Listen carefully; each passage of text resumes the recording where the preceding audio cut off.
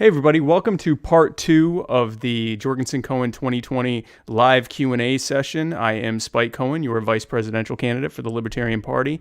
Joe just finished up with her with the first part 1 of the AMA. We had some technical issues there where she wasn't able to get onto our Zoom, so she just decided to live stream from her phone so that we weren't any more late than we already were. And so now I will be joining you for the second half, and I welcome your questions and comments. As we wait for some to get through, I'll just update you on things with the campaign. Things are going amazingly. We're getting thousands more people that are joining the campaign.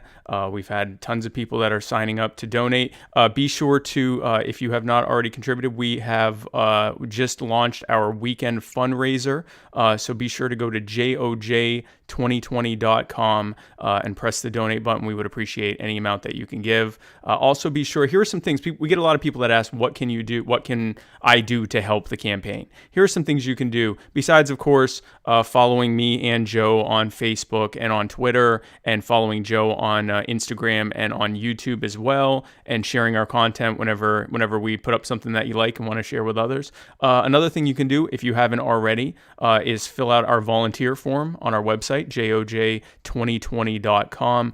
Another thing that you can do, if you haven't already, is join the National Libertarian Party, and that would be very helpful. And also look up whatever your state and local libertarian parties are. That's actually probably one of the most powerful things you can do, is join your state and local party, because it's at that grassroots level that a lot of the politicking actually happens, and a lot of the outreach to voters actually happens, not just for the national ticket, but for all the down ballot races as well.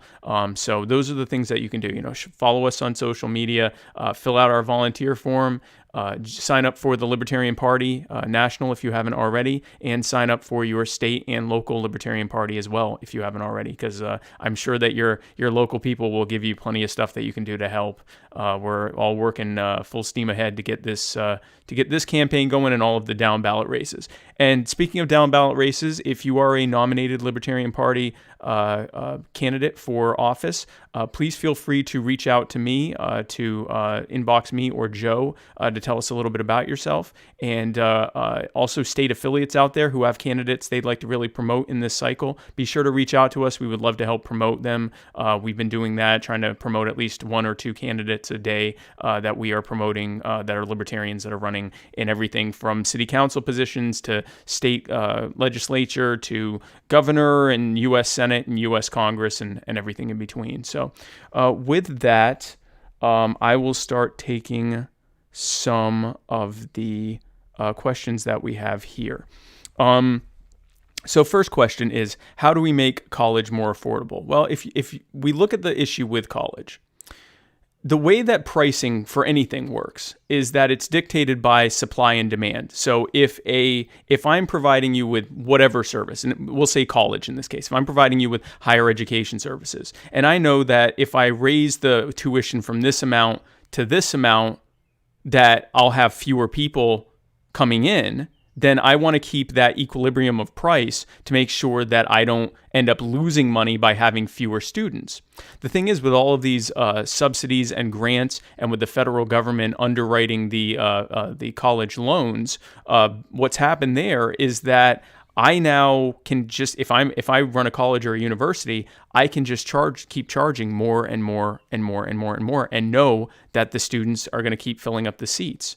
The other thing that's happened is, because the federal government has taken over the federal loans, it's become nearly impossible to be able to declare bankruptcy, even if you've dropped out. I think I saw a statistic that said something like 30 or 40% of college and university students end up dropping out, and almost all of them end up with student loans. And so, in the past, it was a lot easier when there were private entities that were loaning that. It was a lot easier for them to be able to go bankrupt and say, this loan isn't helping me, I can't afford it. Now, it's not impossible, but it's nearly impossible. It's pretty close to impossible to be able to get out of those loans. So getting government out of it would do a great bit to bring the pricing back down to an equilibrium, because now the student is the one actually making the decision on purchase, as opposed to a federal entity doing it. Another thing that we can do is both at the federal level and also encouraging and pressuring the states at the state level, get rid of a lot of the occupational licensing and laws and regulations that are in place that are requiring people to have to go to college in the first place to do things like braid or cut hair or do makeup or do aesthetic work or a bunch of other different things that they could just be an apprentice or an intern for someone who's already doing that and learn from someone who's doing it professionally until they reach a standard of excellence or competence within that the consensus of the people that do that kind of work for them to be able to start doing it professionally, either for themselves or under someone else. It's one thing to say that you need it to be a doctor or a lawyer or something like that, but to say that you need to spend tens or even hundreds of thousands of dollars to be able to cut hair or wax someone or be a massage therapist, there's no good reason for that other than state and federal mandates that say so. Removing that artificial demand, people that would not be going to college unless they were required to do so to be able to get ahead in life, would do a great bit to drive down the cost of higher education, because again, it would remove a lot of the artificial demand. What it would also do is help people who are of lower incomes, who are effectively being told, if you want to get ahead in life, you have to run up more debt than you probably ever would in your life, and hopefully you'll be able to find work in what you want to do. And if it doesn't work out for you, you're still sitting on that debt for the rest of your life. That is a punishment. The less money you make, the less means you have, the more of a punishment and a barrier that is for you to try to get ahead in life. So those are the things that we would be doing to address that crisis. Let's see. Do you agree with Joe about abortion rights? Can you explain? Let's go ahead and get this one out of the way. This is always the fun one that everyone likes to talk about, abortion, right? This is a very tough subject. And I will say, as someone who is more on the pro-choice side and who was once on the pro-life side, and I'm giving my personal opinion right now. This is not policy from the campaign or the party. I think it is a lot less cut and dry than either side wants to say it is. Because, one side wants to say it's solely an issue of, whether you want to protect a baby's life or not. And the other side is saying that it's solely an issue of whether you want to protect a woman's right to choose or not. And I personally think it's a little more nuanced, and it's a very messy subject, and it's why it is as contentious as it is. And it's why I like the Libertarian Party platform. The plank on it. And it says, and I'm paraphrasing here, but it basically says that we, the party, respect everyone's opinions on this and believe that all different opinions on the subject of abortion can be held in good faith and strongly held in good faith. We believe that the government should be kept out of it and that it should be left to the conscientious decision of the individual who's involved in it. And that is ultimately what it comes down to for me. I can't impose my ideas of when personhood begins on someone else when there isn't any real consensus on it. And I agree with the party that that government should be staying out of it. So let's look at the next question here.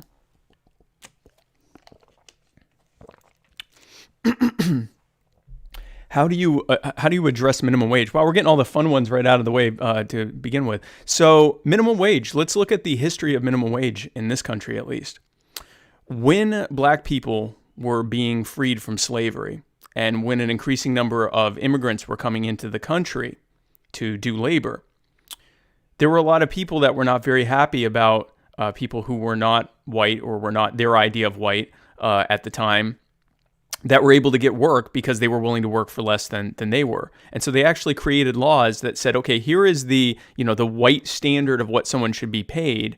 And because we believe that most employers, if they have to pay this amount, they're going to go with a white person than with someone else. And unfortunately, in a lot of cases, that's what ended up happening. And it actually shut out people of color and migrants from being able to do work. Fast forward ahead to what we have now. Minimum wage is a imposition on a market telling people what labor is worth instead of allowing the laborer and the employer to make that decision between them, or even to allow a labor union and an employer to make that decision collectively between them. It's the government arbitrarily saying, okay, all labor is worth at least this much. And here's the problem with that. The big companies can afford it. In fact, you'll notice Amazon and Walmart have actually started pushing for minimum wage increases. Do you know why? It's not because of the goodness of their heart. It's because they know it'll shut out their smaller competitors. They can afford it. It'll hurt their bottom line, but they can afford it. Their competitors probably can't afford it. They'll have to downsize. They'll have to have fewer employees. They may have to go out of business. They may have to do something else because they can't afford the minimum labor increases. Here's the problem here, because here's what the real issue is. Because when you talk to someone who says, I want a higher minimum wage, they're not saying, I want the government to force employers to charge an arbitrary amount. What they're saying is, I need more money, or I believe other people who are working need more money. And they do, because the cost of living continues to skyrocket. Well, here's why the cost of living continues to skyrocket.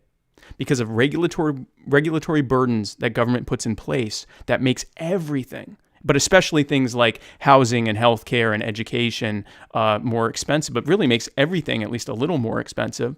And also because the Federal Reserve is printing out endless trillions of dollars to loan to the government that they can spend on all the things like wars and putting people in cages and camps on the border and all the stuff that they know we'd never agree to tax increases for. So instead what they do is they just print out money, lend it to themselves, and stick us with the bill with interest for the next 30 or 40 years, which is a way more insidious way of stealing from us, right? Because they're not just taxing us up front, they're without really our consent or approval or even our input, they're just going ahead and doing it, paying for it from their own money that they've printed out, and then stuck you with the bill with interest. And because they're printing out endless streams of money without adding any corresponding value to that extra money, and they're inflating the monetary supply without inflating the value, your money is worth less. Those same Federal Reserve notes that you have in your wallet or in your bank account or stuffed under your bed or wherever you have your money is worth less and less and less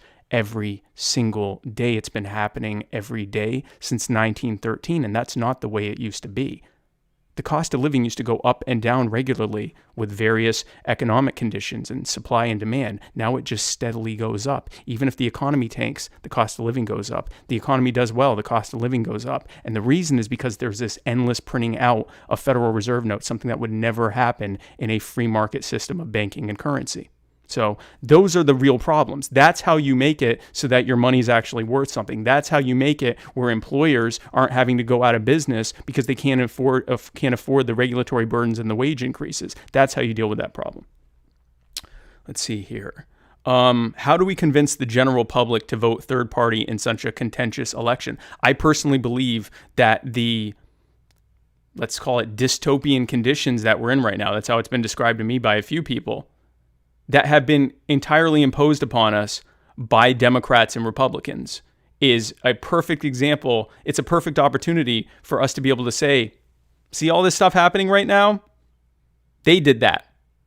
It wasn't just the Republicans. It wasn't just the Democrats. The Republicans have been exclusively in control at the federal level and the state level, and for the most part at the local level, for the better part of 160 years, actually a little bit longer than 160 years.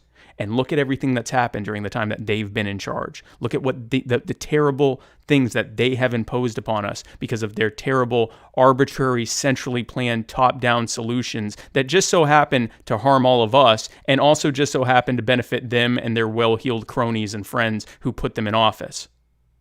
I think that these conditions, where we are dealing with a pandemic that happened because the federal government got in the way of healthcare workers when they tried to contain this when it first got here, and the lockdowns that happen as a result of that have entirely suppressed the economy, told people that small business owners and workers that they're not essential, that they have to stay home, and that they have to live off of $1,200 for who knows how long while they print out endless trillions of dollars to hand off to, mega companies and airlines and Wall Street and everything else for their universal basic income for billionaires programs that they have been keeping, from the beginning. All of those conditions, and then the police brutality that has been building up over time, that both the Democrats and Republicans, Donald Trump has been one of the greatest cheerleaders for police brutality over the last couple of decades. Joe Biden has either voted for or co-written almost every single bad law that has led to the police state we have today. All of that has been imposed on them, on the people, by the Republicans and the Democrats holding hands and working in lockstep for almost 2 centuries. So I think that, all of a third party is a wasted vote. I would argue that at this point, continuing to vote for the people who have been imposing this on us and watching it get worse and worse and worse and continuing to give your vote to them, I call that the wasted vote. What is your opinion on the Capitol Hill Autonomous Zone? Wow, these are some great questions. So I am getting a lot of conflicting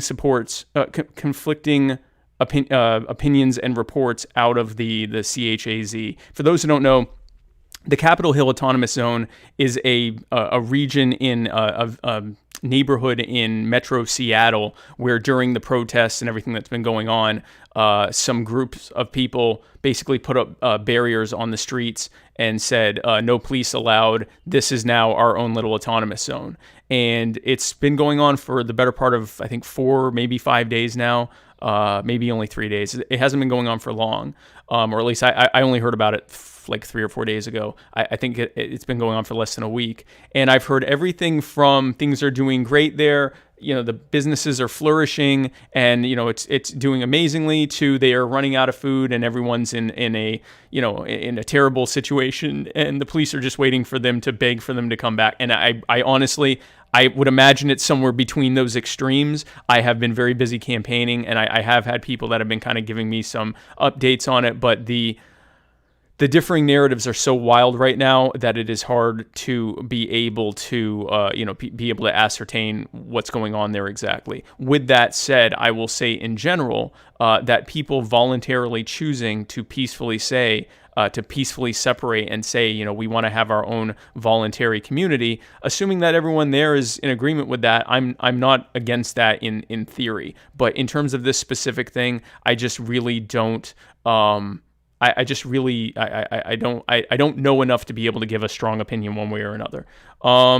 Next question: thoughts on the gold standard? So I think the issue with the gold standard is that because it has kind of the opposite problem that the Federal Reserve has, in that it's kind of static in how the value is assigned. So you end up in a situation where if you don't find more gold, you could actually kind of limit the monetary supply and the value. I think that at this point, the best way to do this is simply to get government out of the monopoly of the issuance of currency, and allow competing providers to provide different types of currency, because they will have a vested interest in providing you with a currency that retains its value, that is easy and convenient to use, that's widely accepted in different businesses, similar to how credit cards are. They want to give you the best value for the money you're investing in them, because they'll get a piece of it every time you use it, or every time, if it's a cryptocurrency, every time people are mining in the blockchain or whatever, they make money from that. And so they have a vested interest.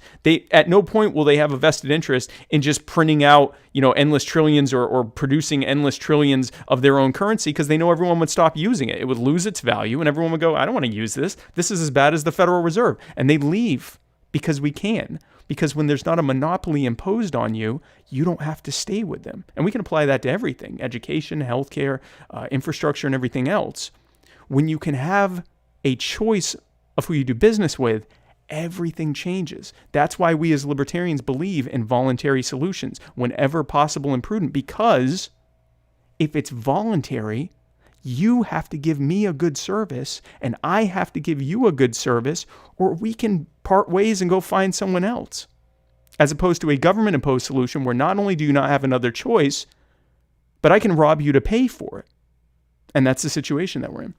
So what does the first 100 days of a Jorgensen Cohen administration look like? So it looks like us declaring that the wars are over. The beauty of the authorization of use of military force is that Congress has abdicated their legislative responsibility to declare wars to the executive, which the silver lining of that is that if you get the right people in place, like us, we simply say the wars aren't necessary anymore. We start bringing the troops home. We would start renegotiating ourselves out of things like UN and NATO, ending all these entangling alliances that the founders warned us about, that common sense warns us about why we want to stop with the world wars that we have been starting and continuing for decades now. Ending the perpetual war, letting the healing begin so we can start building friendly relationships with people who never wanted to fight with us. Let's be clear. And also, it's going to look like a lot of people being pardoned at the federal level, and a lot of pressure being put on states to pardon people at the state level and at the local level. Because the other thing that we'll be doing is descheduling the drugs with the FDA and not declining to enforce drug laws. We will be declining to enforce firearms laws and putting pressure on Congress to repeal the NFA and all the other unconstitutional gun laws. And if you're wondering what is an unconstitutional gun law, it's any of them, because it says shall not be infringed. So that is something that we'll be doing. So basically, it'll just look like a lot of what we as libertarians like to call harm reduction. Looking at where the harm is being done the most by government and reducing, and if possible, eliminating it at the executive level.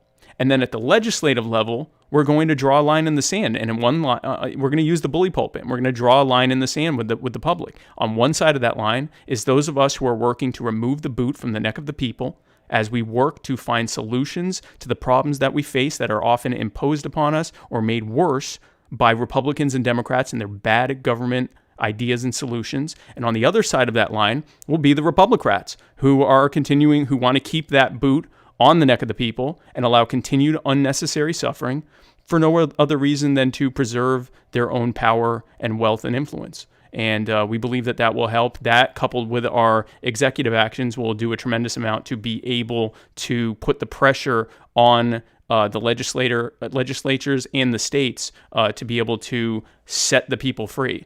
We will also be doing a lot at the executive level, ending things like the civil asset forfeiture program that the police used, that police departments, and really it's not even the police departments, that state governments with the sponsoring of the federal government used to fleece Americans for billions of dollars a year without trial, without conviction. And then if those people are found guilty or the charges are dropped, they still have to sue for their own money and property back, even though they didn't commit any crime and were found not guilty or found to not have any charges against them. That's just pure armed theft. That program ends hopefully day one, but definitely within the first 100 days, ending qualified immunity as an enforceable legal doctrine if it hasn't already been passed at the legislative level, which we're increasingly hopeful that it will be.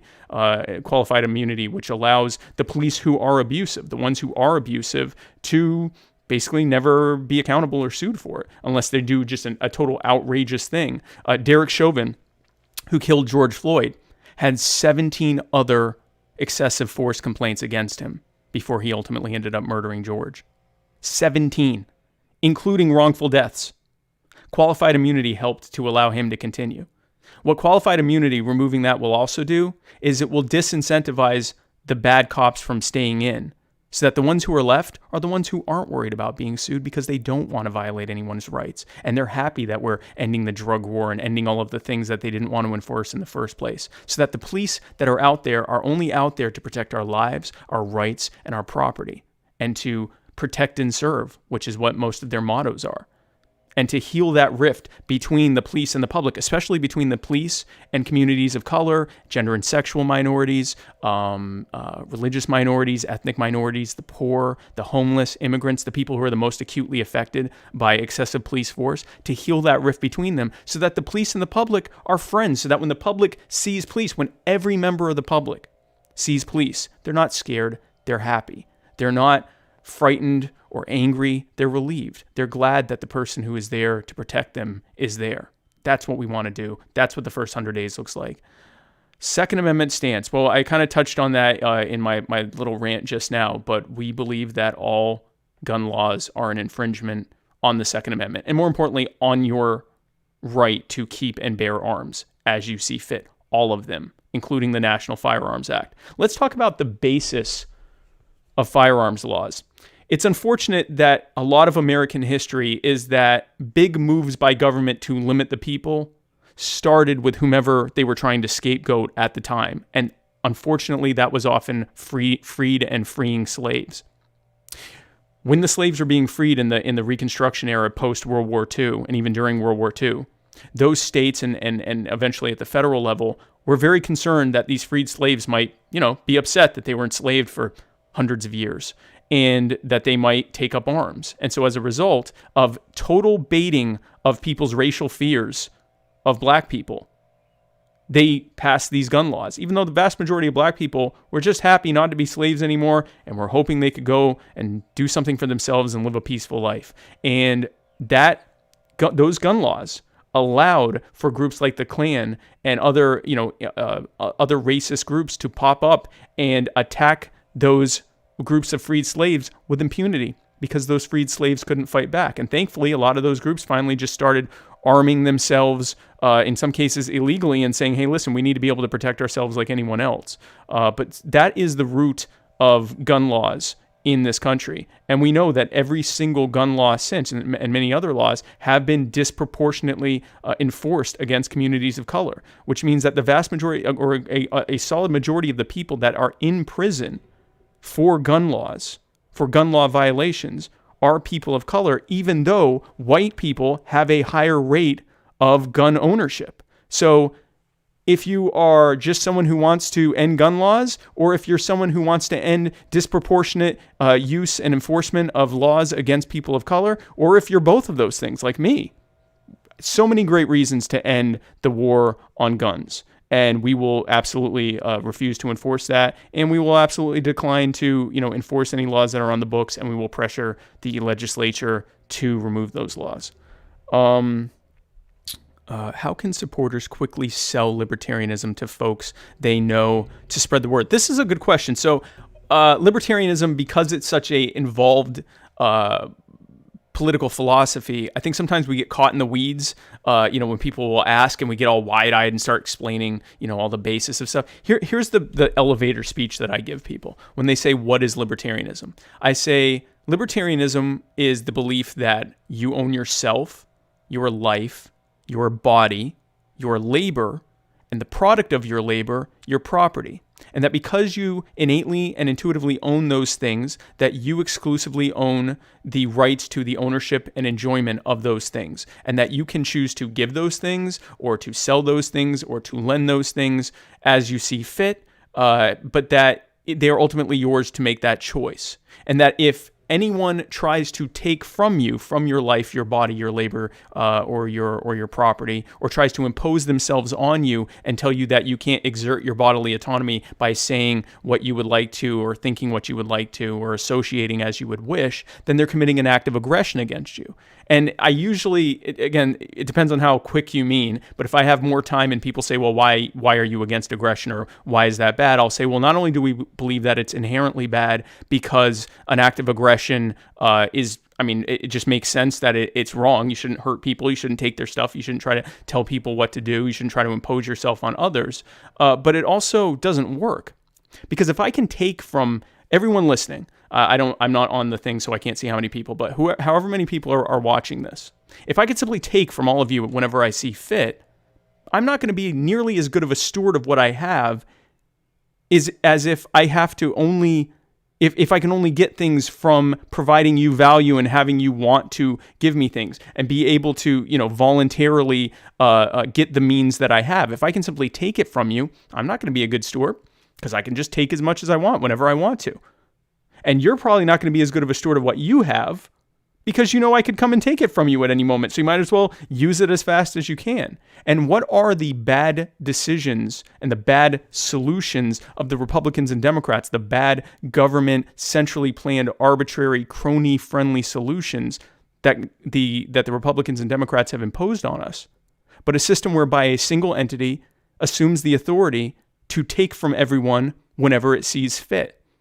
That's why it doesn't work, and that's why we as libertarians oppose it, for moral reasons and for the fact that it simply doesn't work as well as allowing people to do what we call the spontaneous nature of human action in the market, allowing individuals and organizations to voluntarily cooperate and compete with each other to build solutions and to innovate and to create an increasingly better quality of life for everyone, because we're all interested in doing so in a voluntary way, as opposed to having some centrally planned top-down entity impose itself on us with its arbitrary ideas of how things should be done, even if they have no knowledge or expertise in that area.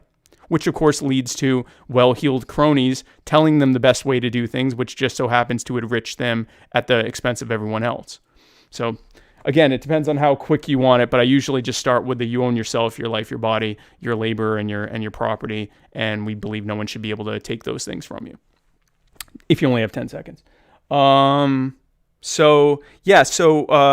we're past 8 o'clock. So thanks again for tuning in. Let's go ahead and talk about the weekend fundraiser that we're having, joj2020.com/contribute. We are having a weekend fundraiser, or money bomb, I guess, to try to raise funds. We're already planning to go to all sorts of different events and to put out all sorts of viral video content to, the reality is that the media is going to do their best, and the government and the FEC and the state election boards and all of them are going to try to do as much as they can to keep us off the ballot, to keep us off the airwaves, to keep us out of the ears of the American people, because they know that if we're able to get in front of them, that the choice will be obvious. And so we have to do everything we can to get around it. We have to be able to get around to subvert the trap that they have set for us and for the public. And so that means doing viral videos. That means going out to events. That means creating news that is newsworthy, that they have to pay attention to. And with your help, we can do that. It also means getting on the debate stage, because I believe if we can get on that debate stage, we are more likely to win this election than Trump or Biden are. Because imagine Donald Trump and Joe Biden, two men who are enmeshed in all of the bad decisions that have led to where we are now. Two men of terrible moral character whose own supporters have had to learn to just make peace with them because they think that one is better than the other, but they don't even really like them. Two men with credible rape and sexual assault accusations, or at least pretty compelling ones. And then imagine in between them Joe Jorgensen, an accomplished, self-made senior lecturer, a brilliant woman, a smart and successful business person, someone who isn't responsible for all the harm that's happened over the years, someone who doesn't have credible assault allegations against her. And imagine me debating against Mike Pence and whoever has the misfortune of being Joe Biden's running mate. I think we'd win that. And so all we need to do is to get 15% in 2 or more opinion polls. I think that's very gettable. Gary Johnson and Bill Weld in 2016 came within just a couple points. They had, I think, 13 on one poll and 11 on another. They came very, very close. I believe that we will be able to come even closer. And but we need your help. We need your contribution. If you're able to give, we need you to share our content. Like I was saying at the top of this, we need you to join the national party and join your state and local party and get involved as much as you can at the grassroots level in any way that you can. Whatever help you can do, big or small, contributions, volunteering, sharing the message, anything that you can do is greatly appreciated. Joe Jorgensen and I are working on a future. Imagine a future in which the wars have ended and the people have been set free from cages and the borders have been opened to trade and migration so that we can be free to associate as we wish again. And imagine if your education and healthcare decisions have been taken out of the hands of the big government bureaucrats and politicians and cronies and put back in your hand where they belong, where your schools are put back in your hands, where the decisions are made by you and the teacher for the betterment of your children. Imagine a future in which the police and the rift between the police and the public has gone away because we've gotten rid of the bad actors by eliminating the protections and the militarization and all the things that allowed those bad actors to thrive while punishing the good police.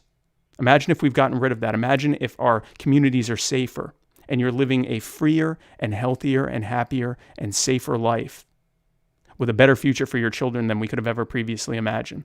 That is what Joe Jorgensen and I are fighting for every single day for you. And with your support and your help and your contribution and your vote this November, that's exactly what we'll do in the White House. Thank you for your time.